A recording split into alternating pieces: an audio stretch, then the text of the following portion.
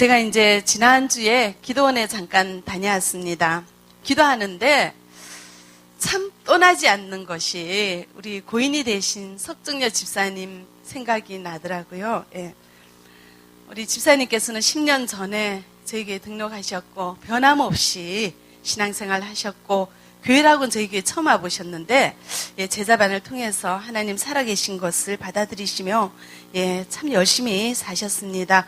그런 집사님 보내드리는 마음이 참 아쉽더라고요. 그래도 또 고통 없이 가셨기에 어떤 분들은 복되게 가셨다 이렇게 이제 하시는 말씀하시는 분들도 계셨고요. 온 성도들의 애도와 추도 속에서 그렇게 좋은 곳으로 가셨습니다. 고통 없이 질병 없이 사시는 곳에서 영원토록 사실 것입니다. 이제 우리도 하나님 앞으로 가는 인생이죠. 우리에게 남겨진 생명의 시간들 우리가 어떻게 살아야 될까요? 오늘도 주시는 말씀 가운데 바울이 살아간 흔적을 저희들 쫓아가면서 살아갈 수 있기를 바랍니다. 바울은 하나님께 인정받은 사도로서 하나님의 복음을 위하여 온 일생을 바쳤습니다. 우리 인생의 마지막은 하나님의 심판대 앞이라는 것을 기억하는 믿음으로 오직 하나님을 기쁘시게 하기 위해서 온 일생을 살았습니다. 항상 하나님 앞이라는 두렵고 떨리는 마음으로 사도의 직분을 감당하며 그렇게 살았습니다. 제가 옛날에 몇 년 전에 제주도를 갔습니다. 제주도에는 귤이 많잖아요. 그래서 저희들이 귤밭을 찾아갔어요. 정말 우리가 이렇게 서울에서 먹던 귤하고 제주도 그 땅의 과수원에 달려있는 나무에 달려있는 그 귤이 당도가 어떨까요? 다르죠. 얼마나 노랗게 탱글탱글하게 귤밭에 있는 그 귤이 참 먹음직스러운지 어떤 분이 이제 갑자기 그걸 따려고 이렇게 탁 하다가 멈칫하는 거예요. 이거 내 거 아닌데? 그러면서 하나님 보고 계시네? 그러면서 그 손을 놓더라고요. 처음에는 이제 그 귤을 따려고 주인이 있는가 없는가 돌아보는 거죠. 그래서 주인이 없으면 보는 사람 없으면 하나 따서 먹으려고 살짝 따서 먹으려고 귤을 잡다가 생각이 난 거예요. 야, 주인은 없지만 하나님이 보고 계시는구나. 그래서 남의 것 훔치면 안 되지. 그러면서 그 따든 손을 놓던 것을 보았습니다. 우리는 어디에서나 우리를 보고 계시는 하나님 앞에서 살고 있죠. 우리 입주 도우미로 우리 생활하시는 많은 분들이 계십니다. 제일 싫어하는 것이 CCTV죠. 그래서 조건을 고를 때 CCTV 없는 집을 고르는 분들이 계세요. CCTV가 있는 집에 가시면은 감시당하는 느낌이 들잖아요. 그죠? 그래서 앉는 것도 불편하고 눕는 것도 불편하고 그렇습니다. 근데 CCTV는 우리 행동만 지켜봐요. 우리 마음은 알아채리지 못하죠. 근데 하나님은 어디서나 보고 계시는 하나님은 우리의 마음까지 들여다보세요. 우리가 어떤 생각을 하는 것까지 보고 계시는 하나님 앞에 우리가 살고 있다는 것을 여러분들 기억하시기 바랍니다. CCTV를 지켜보는 주인이 더 두렵습니까? 우리의 마음까지도 행동은 물론이고 우리의 마음까지도 감찰하시는 하나님이 더 두렵습니까?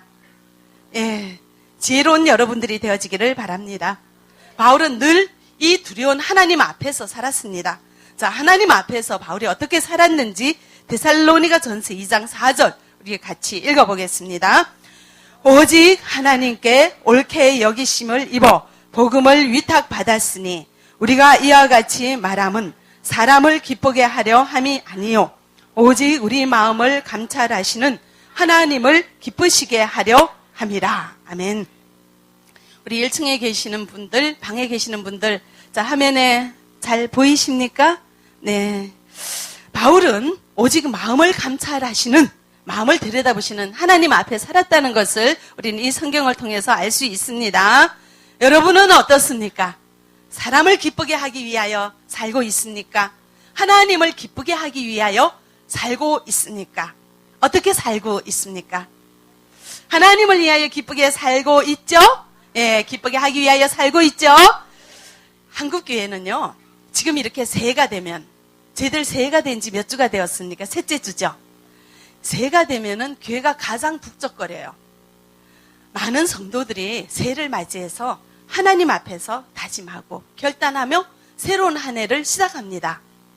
그런데 우리 교회는 새해가 되니까 자꾸 출석이 줄어들고 있습니다. 왜 그럴까요? 구정이 가까워오는 거예요. 그러니까 이제 구정을 맞이해서 만날 사람 만나야죠. 또 이제 오래간만에 휴가 받는데 중국 갈 일 생각해야죠. 중국에 가서 가족 만날 생각 먼저 해야죠. 그렇게 우리 성도들은 1년에 처음으로 맞는 새해를 주님과 어떻게 보낼 것인가, 주님 앞에서 내가 어떻게 신앙생활을 할 것인가를 생각하는 많은 분들도 계시지만 또 더 많은 분들은 세상 일을 먼저 걱정하고 다가오는 명절을 어떻게 지낼 것인가를 먼저 생각하고 명절을 어떻게 보낼 것인가를 궁리하는 성도들이 참 많이 있다는 것을 깨달았습니다. 중국에 가족 만나러 갈 생각 먼저 하고 명절 지낼 생각 먼저 하는 우리 성도들이 참 많습니다. 하나님께서는 무엇을 더 기뻐하시겠습니까? 만나야 될 사람부터 만나서 사람을 기쁘게 하는 것을 우선순위로 두는 것이 아니라 하나님을 기쁘게 하는 것이 무엇인지를 먼저 고민하는 우리가 되어지기를 바랍니다. 우리가 1년에 딱 한 번 직분자 수련회가 있습니다. 저희들이 시간을 모으기가 어려워요. 다 매여 있는 사람들이라 빨간 날 참 쉬기도 어렵죠. 그런데 1년에 공통적으로 빨간 날 똑같이 쉬는 날이 있습니다. 구정 명절이죠. 그래서 우리는 새해를 맞이해서 구정 명절날 직분자 수련회를 합니다. 우리가 하나님 앞에 주신 직분을 감당할 때 내 힘으로 감당할 수가 없어요. 그렇다고 해서 우리가 특별히 기도할 수 있는 특별한 곳이 있는 것이 아니고, 우리가 새벽 기도를 날마다 할 수 있는 것도 아니고, 우리가 매주 금요 철야를 할 수 있는 것도 아니에요. 그러면은 우리는 무슨 힘으로 이 귀한 직분을 감당합니까? 그래서 저희 한중사랑교회에서는 명절, 구정이면 온 직분자들이 모여서 수련회를 갑니다. 주님께로부터 힘을 공급받고요. 주님을 깊이 만나고 가까이 만나는 귀한 수련회예요. 1년에 한 번밖에 없는 이런 수련회를 우리 교회에서는 예정하고 있습니다. 구정 둘째 날, 토요일 오후에 출발하죠. 여러분들 이 귀한 수련회, 여러분들 사람을 기쁘게 하러 갈 것인가, 하나님을 기쁘게 할 것인가 선택하는 여러분들이 되어지기를 바랍니다. 어떤 사람들은 아침 일찍 교회 와요. 그래서 출석부 이름을 딱 적어요. 체크를 합니다. 그러고는 어디론가 가버려요. 그리고 오후에 옵니다. 이분은 사람 앞에는 교회 출석한 것이 된 거죠. 그러나 하나님께서 보고 계시다는 것을 생각하지 못하는 거죠. 사람은 그분이 출석만 해놓고 다른 곳에 갔다 왔는지 놀다 왔는지 자고 왔는지 몰라요. 그러나 우리 주님은 알고 계십니다. 우리의 마음까지 뚫어보시는, 우리의 생각까지 뚫어보시는 하나님께서는 우리의 행동 다 알고 계시고 보고 계시다는 것을 여러분들 기억하시기 바랍니다. 어떤 분들은 하나님 앞에 예배는 안 드려도 돌잔치 결혼 예식에는 빠짐없이 참석합니다. 왜 그럴까요? 그 사람 얼굴 앞으로 내가 어떻게 보라고, 너 우리 집 결혼식에 누구누구 결혼식에 안 왔지? 내 너 안 보고 살 거야. 이렇게 하면 내가 그 사람 안 보고 어떻게 사는가? 그래서 그 사람과의 관계가 더 중요하기 때문에 예배 같은 거는 생각도 하지 않고 고민도 하지 않고 곧장 결혼식으로 달려가는 사람들이 있습니다. 사람이 두려운 거죠. 사람을 두려워하지 마시고 우리 하나님을 더 두려워하는 우리가 되어지기를 바랍니다. 할 일 다 하고 볼 일 다 보고 시간 남으면 주님 앞에 나와서 예배드리는 것이 아니라 가장 먼저 예배드리는 저희들이 되어지기를 바랍니다. 이렇게 설교하는 제가 옛날에 하나님을 기쁘게 하기보다 사람 비위를 맞춘 적이 있어요. 참 그때는 개척할 때였는데 그때 저희들이 십몇 년 전에 우리 성도들이 1,000원을 아끼더라고요.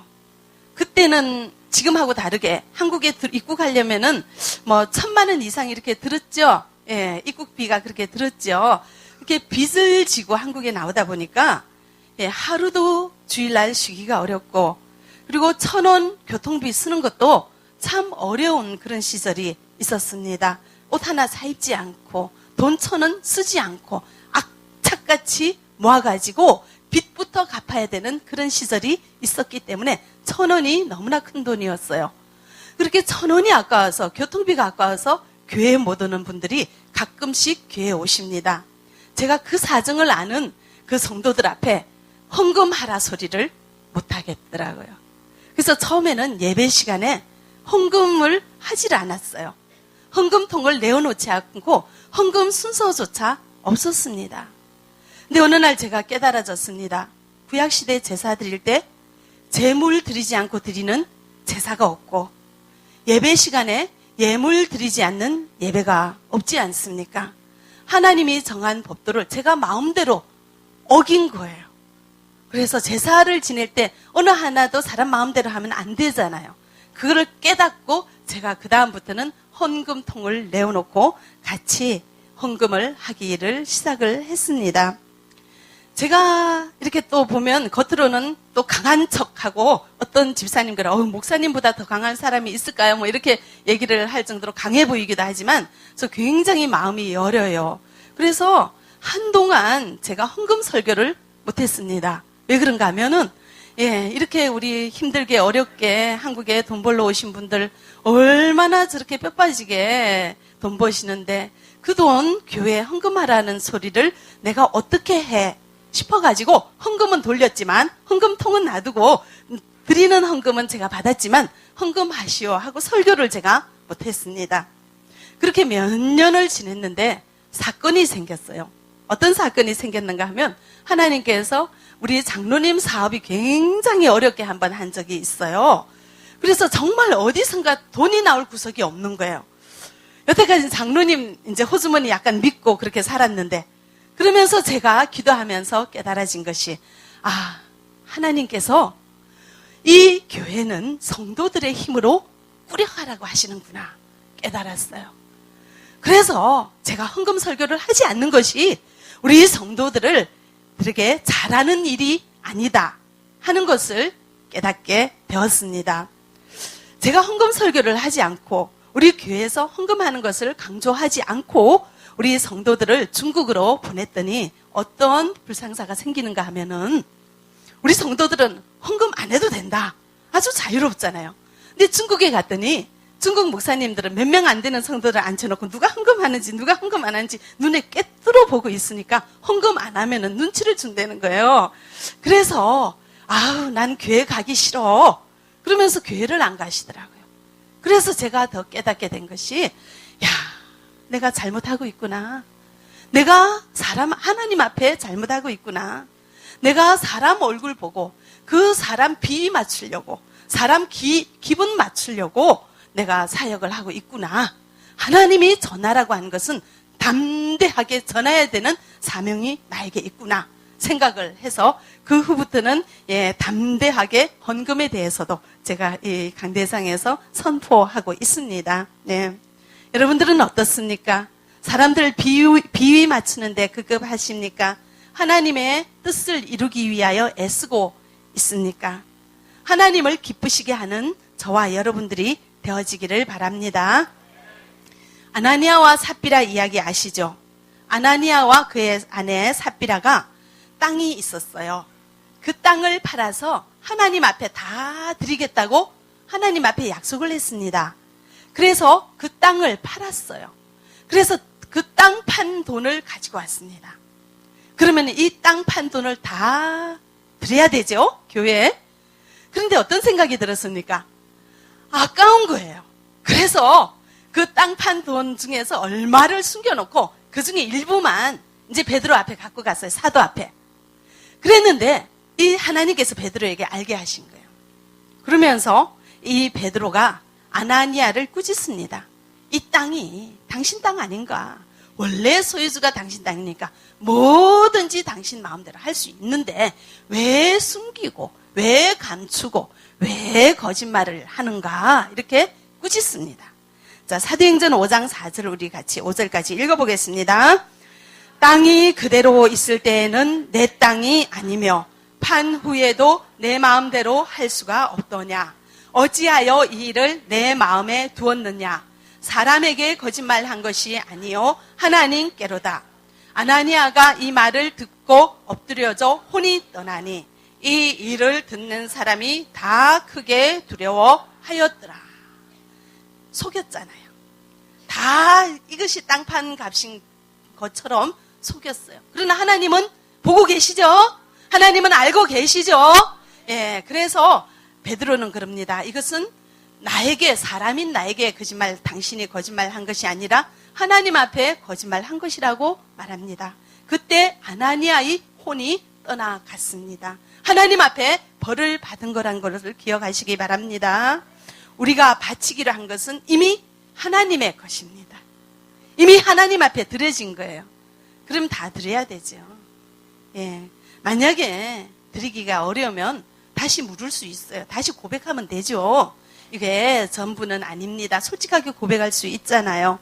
예, 그런데 거짓말을 했습니다. 그래서 하나님께서 생명을 거두어 갔습니다. 사람마다 죽음을 맞이하는 모양이 다르네요. 예, 고인이 된 우리 집사님 너무나 영광스럽게 주님 앞에 최선을 다하고 살다가 많은 사람들의 칭송 속에, 애도 속에, 눈물 어린 축도 속에 예, 하늘나라로 가셨지만 이 사람은 하나님 속이다가, 아나니아는 하나님 속이다가 벌 받아서 죽게 되었습니다. 여러분들은 여러분들의 인생을 어떻게 살기를 원하십니까? 지금도 우리는 하나님 앞에 있음을 기억할 수 있기를 바랍니다. 24시간 하나님 우리를 지켜보고 있습니다. 기억하시기 바랍니다. 어떤 사람이 동대문에 교회 물건을 사러 갔습니다. 이제 교회에서 행사를 하니까 동대문에 가면은 그런 물건이 많아요. 그래서 물건을 샀습니다. 근데 그 동대문에서는 예, 상가 주인이 이제 이것을 영수증을 끊어가야 되잖아요. 교회에 가서 돈을 받아와야 되니까. 그런데 물건을 샀는데 그 영수증에 액수를 기록하지 않고 도장만 찍어서 그 사람 주는 거예요. 그러면은 이 사람은 1,000원짜리를 사도 10,000원 적으면 교회 가서 얼마를 받을 수 있어요? 10,000원을 받을 수가 있죠. 이 사람은 어떻게 했을까요? 제가 이제 궁금한 거예요. 이거 마음대로 적을 수 있네? 그렇게 가끔 옛날에 했어요. 근데 이 사람이 딱 그 산 금액만 적는 거예요. 제가 그걸 보고는 이분은 하나님 앞에서 사시는구나 이런 생각을 했습니다. 네. 저희 교회 일은 아닌데 어떤 교회에서는 교회에 바치는 헌금이 없어지기도 했습니다. 자, 교회 헌금통 안에 열쇠로 채우잖아요. 근데 어떤 사람이 그 열쇠를 풀고 그 안에 있는 헌금 돈을 다 가지고 가버린 그런 경우도 있습니다. 또 우리가 이제 여기서 헌금 바구니를 돌리면서 헌금을 할 때 가장 기본적인 자세는 그 헌금 주머니 안에 직접 헌금을 넣는 거예요. 그런데 이제 헌금을 하는 과정에서 어떤 분이 바쁜 마음으로 헌금통 안에 직접 헌금을 넣지 않고 그 헌금을 거두는 헌금위원 손에 그 봉투를 쥐어줬어요. 근데 그분이 그 받은 헌금 봉투를 헌금 주머니 안에 넣지 않고 자기 주머니 안에 넣어버리는 그런 일도 있었습니다. 자, 이렇게 하는 사람은 하나님이 우스운 사람이에요. 하나님이 두렵지 않은 사람이에요. 하나님을 우습게 생각하는 사람은 하나님께서 그 사람 기억하십니다. 너가 나를 우습게 생각하니? 나도 너를 우습게 생각한다. 하나님 앞에서 심판 아래 놓여 있음을 기억하시기 바랍니다. 하나님 앞에서 그대로 벌 받는다는 사실을 기억하시기 바랍니다. 하나님은 공의의 하나님이시고 심판의 하나님이십니다. 특별히 하나님 앞에 드려진 헌물에 대해서 성물을 거룩히 구별하여서 드렸는데 그것에 손대는 자는 하나님 앞에서 끊쳐진다는 사실을 여러분들 기억하시기 바랍니다. 그러나 사람은 실수할 수 있습니다. 그래서 기회를 주십니다. 자, 베드로가 이제 아내가 왔어요. 아나니아의 아내 삽비라가 왔어요. 자, 삽비라에게 물어봅니다. 이것이 땅 판 값의 전부냐? 물어봅니다. 자, 이것은 삽비라에게 진실을 말할 수 있는 기회를 주는 거예요. 자, 아나니아와 삽비라가 공모했다는 것을 베드로는 알고 있죠. 그렇지만 한 번도 이것이 전부가 아닙니다. 죄송합니다. 이 말할 기회를 주는 거예요. 회개할 기회를 주었습니다. 그런데 삽비라가 그렇다고 했어요. 이것이 이 돈이 땅판 전체 값입니다. 그렇게 대답을 했죠. 그랬더니 그 즉시로 삽비라의 혼도 그 자리에서 떠나갔다고 사도행전 5장에 기록하고 있습니다. 네. 하나님 앞에서 우리는 사는 존재인 것을 기억하시기 바랍니다. 하나님께서 우리 일거수일투족을 보고 계신다는 사실을 여러분들 기억할 수 있기를 바랍니다. 자, 이렇게 하나님 앞에 진실되게 살지 못하는 사람도 있지만 우리 성도예요. 참 주님 앞에 정직하게 하나님 앞에서 훌륭하게 사는 성도들이 참 많이 계십니다. 자, 그 중에 한 분인데요. 이분은 중국에서 집사 직분을 했습니다. 중국에서 집사를 하면서 교회를 꾸렸어요. 그러다 보니까 이제 교회당을 장만하게 됐는데 그 교회당 이름을 본인 이름으로 하게 되었습니다.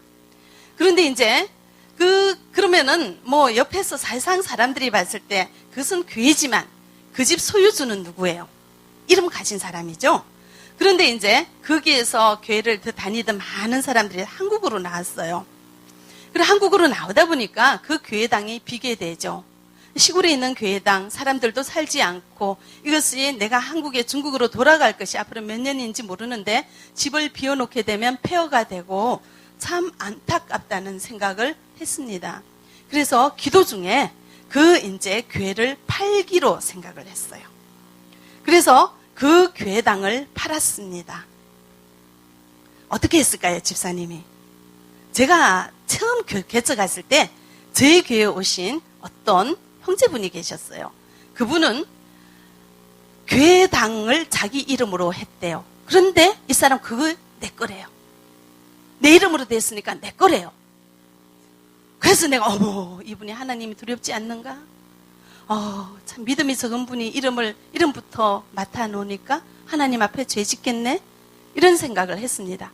근데 우리 집사님은 그 교회를 여러 그 교회 다니는 중국 성도들하고 의논해서 그 교회를 처분을 했습니다. 그런데 참 지혜로운 것은 자, 혼자 처분하면 그 돈 어떻게 했는지 딴 사람들 의심하잖아요. 여러 동네 사람들 다 모아놓고 그 교회를 파는 거예요. 그러니까 이 교회 값으로 얼마를 받았는지 다 알죠. 그래서 이제 판 사람한테 얼마에 샀다는 거를 도장을 찍으라 하고 거기 모든 동네 사람들한테 다 증인으로 받다고 다 도장을 받았어요. 그래서 이렇게 공개적으로 그 돈을 팔았죠. 그래서 이것을 어떻게 할까 이제 미리 기도 중에 응답받은 것이 참 한중사랑교회 이렇게 따닥따닥 앉아있고 우리 한중사랑교회 너무 부족한데 우리 한중사랑교회 이것을 건축헌금 하겠다 하고 저희 교회에 갖고 오셨고 건축헌금을 했습니다. 또 지혜로운 것이 또 건축헌금하고 말면 내가 이것을 어떻게 했는가 사람들이 또 궁금해할 것 같다고 나보고 또 영수증을 쓰래요. 그래가지고 자 얼마 받은 것을 제가 영수 받았습니다. 헌금 영수증을 해서 도장을 찍었더니 그것을 온 자기 중국교회 성도들한테 다 그거를 보여주는 거예요. 그렇게 해서 참 이렇게 안타까운 사연에 있는 우리 한중사랑교회 건축헌금을 했습니다. 우리가 만약에 다시 중국으로 돌아가시면 하나님께서는 우리 교회 지어주실 것입니다. 믿음으로 저희 교회에 그렇게 귀하게 헌금을 하신 분이 우리 교회에 계십니다. 참 하나님 앞에서 사시는 분이죠. 자, 이렇게 우리 모두 하나님 앞에 살아갈 수 있기를 바랍니다. 저희 집사님 중에서 고민이 계시는 분을 제가 지난번에 만났어요. 어떤 고민이 있는가 제가 물어봤더니 이분이 자 중국에서 교회를 다니다가 오신 분인데 11조를 중국 교회에다가 하신대요. 왜 그런가 했더니 중국 교회가 어려우니까. 그러면서 목사님 어떻게 하는 게 맞습니까? 그렇게 물어보시는 거예요. 자, 뭐 예외 없는 규칙은 없다고. 하나님께서 중국교회 뭐 11조 해도 뭐 그렇게 틀린 거는 아니지만 가장 일반적인 것, 하나님께서 가장 기뻐하시는 것이 무엇일까요? 자, 이 11조는 우리가 교회에 내는 거죠. 하나님 앞에 드리는 건데 특별히 이제 구약 시대에는 레위인에게 기업으로 주었어요. 12지파에게 다 기업을 주었잖아요. 근데 레위 지파는 회막을 봉사하기 때문에 기업을 받지 못했죠. 그래서 백성들의 11조를 가지고 레위인들의 살게 해주었다고요. 생활비를 이제 조달하게 된 거죠. 그런 의미로 여러분들이 내는 11조는 교회의 운영과 선교와 목사 사역자들의 사례비로 충당되고 있습니다. 예. 그래서 자, 민수기 18장 24절 우리 같이 보겠습니다. 이스라엘 자손이 여호와께 거제로 드리는 11조를 레위인에게 기업으로 주었으므로 내가 그들에 대하여 말하기를 이스라엘 자손 중에 기업이 없을 것이라 하였노라. 아멘. 자, 그러므로 이 11조는 레위인들의 기업이 되죠. 예, 우리 사역자들의 기업이 되는 겁니다. 그런데 자, 신명기 14장 27절 우리 같이 읽어보겠습니다. 내 성읍에 거주하는 레위인은 너희 중에 분깃이나 기업이 없는 자니 또한 저버리지 말지니라. 이 말은 자, 멀리 있는 레위인을 저버리지 말라 합니까? 내 성읍에 거주하는, 같이 살고 있는, 그렇죠? 당신이 살고 있는 그 성읍에 있는 레위인을 먹는지 사는지 굶는지 그냥 관심하지도 말고 멀리 있는 사람만 챙겨라, 이런 말입니까? 아니죠. 가까이에 같이 살고 있는 내 성읍에 거주하는 레위인을 저버리지 말라. 함께 살아가라. 함께 섬겨라. 지극정성으로 섬겨라. 이런 말씀입니다. 그러므로 우리가 내는 11조는 내가 다니는 교회 하는 것이 성경적이라는 것을 여러분들 기억할 수 있기를 바랍니다. 그런데 이 성도가 하는 말, 내가 중국 가서 그 교회 목사님 볼 텐데 내가 한국에서 그 어려운 중국 교회 돕지 않고 한국 교회에서 11조 내고 나면 제가 중국 가서 그 목사님 얼굴을 어떻게 봅니까? 자, 이분은 사람을 기쁘시게 하기 위하여 헌금합니까? 하나님을 기쁘시게 하기 위하여 헌금을 합니까? 헌금은 하나님 앞에 드려져야 합니다. 하나님이 우리의 그 헌금을 보고 믿음의 고백을 보고 복 주실 리도 하나님이시요. 예, 꾸중하실 리도 하나님이시요. 사람은 조금 미안하면 그만이에요. 그러나 전능하신 하나님이라는 것을 기억하시기 바랍니다. 우리의 생사와 화복을 쥐고 계시는 분은 하나님이신 것을 기억하시기 바랍니다. 하나하나 바르게 사세요. 성경 말씀 따라 살아갈 수 있기를 바랍니다. 데살로니가 전서 2장 6절 우리 같이 보겠습니다. 또한 우리는 너희에게 쓰든지 다른 이에게서든지 사람에게서는 영광을 구하지 아니하였노라. 바울은 사람의 영광을 구하지 않았습니다. 사람의 칭찬을 얻기를 원치 않았습니다. 여러분들 헌금 목사님 칭찬받으려고 냅니까? 목사님 안면 때문에 냅니까? 아니죠? 주님을 믿는 믿음으로 내는 줄 믿습니다. 하나님을 기쁘시게 하는 저희들이 되어지기를 바랍니다. 자, 그렇게 중국교회 그 목사님 얼굴 좀 안 본 척하기가 어려우면 감사 헌금으로 더 내십시오. 그것이 하나님 앞에 옳은 길이라는 것을 여러분들 기억하시기 바랍니다. 바울이 데살로니가 전서를 쓸 당시에는 그 당시에 많은 거짓 선지자들이 청중에게서 돈을 긁어내려는 의도로 설교를 했습니다. 철학자들이 돈을 얻으려는 목적으로 사람 귀에 달콤한 말을 해서 사람의 돈을 긁어 모았어요. 그런데 그것을 아는 바울은 얘기합니다. 나는 복음 선포를 생계 수단으로 삼지 않는다. 이것을 보여주기 위해서 친히 장막을 치고 사람들에게 돈을 걷지 않기 위해서 내 생계는 내가 책임진다 하면서 장막 치는 일을 했습니다. 그 당시에.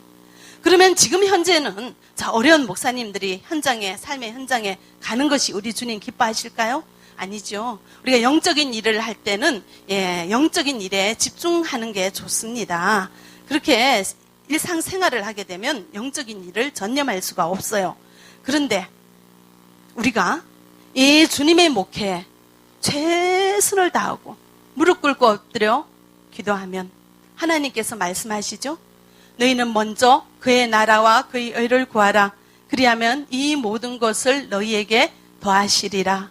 먼저 하나님 나라를 먼저 구하면 우리에게 먹고 사는 문제 해결해 주신다고 하십니다. 이거는 성도에게만 주시는 말씀입니까? 우리 사역자에게도 주시는 말씀입니까? 우리 사역자에게도 주시는 말씀이에요. 중국에는 너무나 훌륭한 목사님들이 참 많이 계십니다.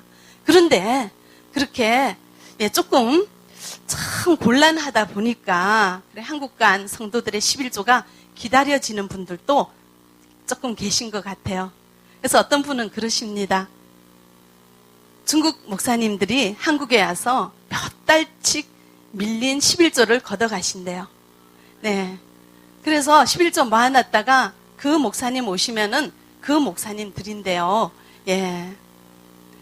참 이렇게 하는 것은 우리 성도를 힘들게 하는 거죠. 예. 성도가 바르게 살 수 있도록 도와주는 것이 우리 목자의 사명이죠. 자, 우리는 목자라면 내가 선포하는 말씀 따라 내가 먼저 살아서 삶의 본을 보여야 됩니다. 네, 먼저 그의 나라와 그의 의를 구하라. 그리하면 먹는 것, 자는 것, 입는 것 책임진다고 선포하면은 내가 먼저 엎드려서 주님의 나라와 주님의 의를 위하여 눈물로 이 복음을 선포하기 위하여 한 생명을 구하기 위하여 내 생명은 없어도 좋습니다. 나는 아무것도 아닙니다. 무릎이 까여지도록 모든 것이 자존심 내려놓고 목숨 내려놓고 엎드려 눈물로 기도할 때 하나님께서 그 목자를 버려두시겠습니까? 그렇지 아니하다는 것을 기억하시기 바랍니다. 괜히 멀리 외국까지 나간 성도들 헌금 거두러 다니는 목자 되어 우리 하나님의 얼굴을 욕되게 하지 않았으면 좋겠다는 생각이 있습니다. 네. 근데 이렇게 어려운 교회 있지 않습니까? 말씀하시면 저희 교회도 부족하고 참 어렵지만 또 도와줄 수도 있지 않습니까? 그죠? 그런 순서로 우리가 신앙생활을 해야 되는 것입니다. 그렇지만 중국에는 너무나 많은 훌륭한 목사님들이 계셨기 때문에 중국에서 일찍부터 신앙생활한 우리 성도들도 참 많이 계세요. 그런 분들은 너무 한두 사람, 소수죠? 근데 그래도 제가 그 소리를 들으니까 참 마음이 아팠어요. 왜 우리 귀한 성도들 이렇게 고민하게 하는가? 왜 이렇게 갈등하게 하는가? 자, 우리가 헌금하는 것, 우리가 신앙생활 하는 것, 주님 앞에서 하는 것임을 여러분들 기억하시기 바랍니다. 자, 그러면 우리가 어떻게 주님 앞에서 해야 될까? 우리 하나님 안 보여요. 보이는 CCTV가 더 무섭다고요. 그렇죠? 예. 어떻게 안 보이는 하나님을 두렵고 떨림으로 그 앞에서 우리가 생활할 수 있을까요? 날마다 말씀 읽으시기 바랍니다. 말마다 기도하시기 바랍니다. 여러분들 성경책 없습니까? 사십시오. 교회 다니는 성도라 하면서 내가 가지고 있는 성경책 하나 없습니까? 이제 새해에는 성경책 구입하시기 바랍니다. 그리고 날마다 읽으시기 바랍니다. 날마다 기도하시기 바랍니다. 주보에 나가는 성경 암송 구절 암송하시기 바랍니다. 그것을 암송하는 동안에는 잡념이 사라집니다. 하나님만 생각하게 됩니다. 하나님만 바라보게 됩니다. 성경 암송하시기 바랍니다. 주일에는 신앙 기초반, 신앙 확신반, 말씀 프로그램에 여러분들 집중하시고 참여하시기 바랍니다. 그렇게 살아갈 때 우리는 하나님 앞에서 살아가는 것을 배울 수가 있습니다. 하나님, 우리를 보고 계시는 하나님, 우리가 심판대 앞으로 다가가는 우리들입니다. 하나님의 심판대 앞에 섰을 때 우리는 어떤 심판을 받겠습니까? 하나님을 기쁘시게 하는 저희들 되어서 주님 앞에 상 받는 저와 여러분들이 되어지기를 바랍니다. 기도하겠습니다. 사랑의 하나님, 참 감사합니다. 저희들 눈동자같이 지켜보아하시는 우리 주님을 사랑합니다. 사람을 두려워하는 자 되지 아니하게 하시고 하나님을 두려워하는 자 되게 하셔서 하나님 앞에서 하나님을 기쁘시게 하며 살아가는 저희들 되게 하여 주시옵소서. 예수 그리스도 이름으로 기도합니다. 아멘.